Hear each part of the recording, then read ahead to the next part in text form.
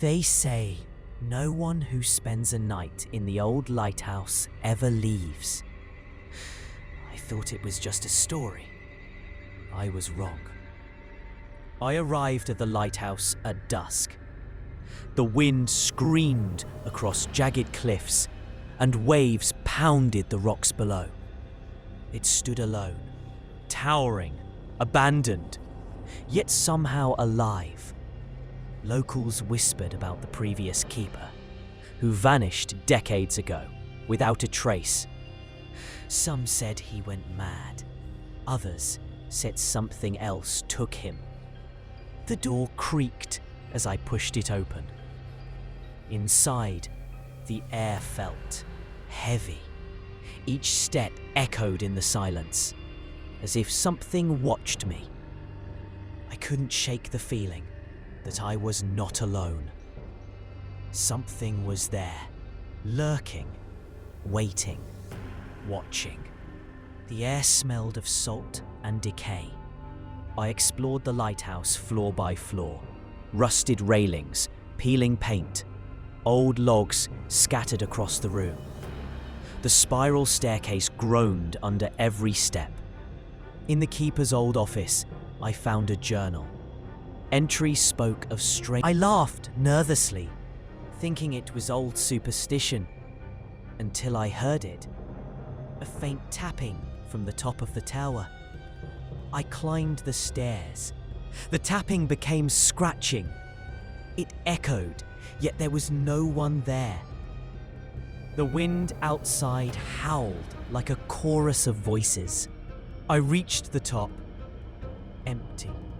The light above was still working, yet I felt watched. Then I saw it, writing on the window, words scratched from the inside. He's still here. The lighthouse groaned and moaned as waves crashed below. Shadows twisted unnaturally across the walls. Every corner, every doorway seemed to move when I wasn't looking. I tried to call the mainland. No signal. I realized here I was completely alone. I returned to the journal. The keeper wrote of a creature, something ancient, living in the depths of the ocean, drawn to the lighthouse. It watches anyone who stays, whispers in their minds, and eventually drags them into the darkness. The final entries were smudged, frantic. It knows, it sees. Don't sleep. Don't look at the light. I tried to rest, but the lighthouse had other plans. I felt a weight in the room, something breathing behind me. A shadow moved across the wall, tall, malformed, impossible to fully see. Then he got out of bed and walked straight to the back door. Didn't open it, didn't unlock it, just pressed his ear against it, smiling. Outside, the camera's audio picked up a faint answer.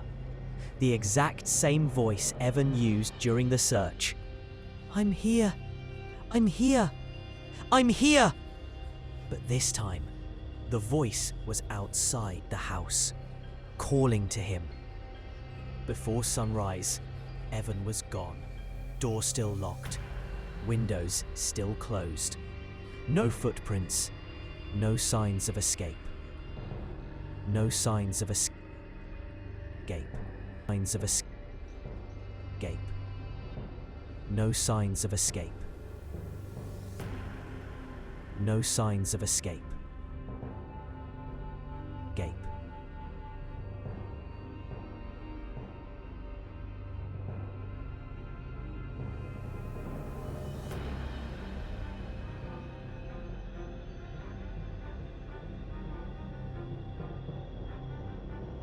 Just a trail cam photo from the woods behind the cabin. A blurry figure walking between the trees. Tall, thin, wearing Evan's clothes, but the head was turned completely backward, facing the camera. Search teams never found him. Not a bone, not a shoe, nothing. But every year, on the same date he disappeared, hikers report hearing a voice in that forest. A man calling softly from deep between the trees. I never left the trail.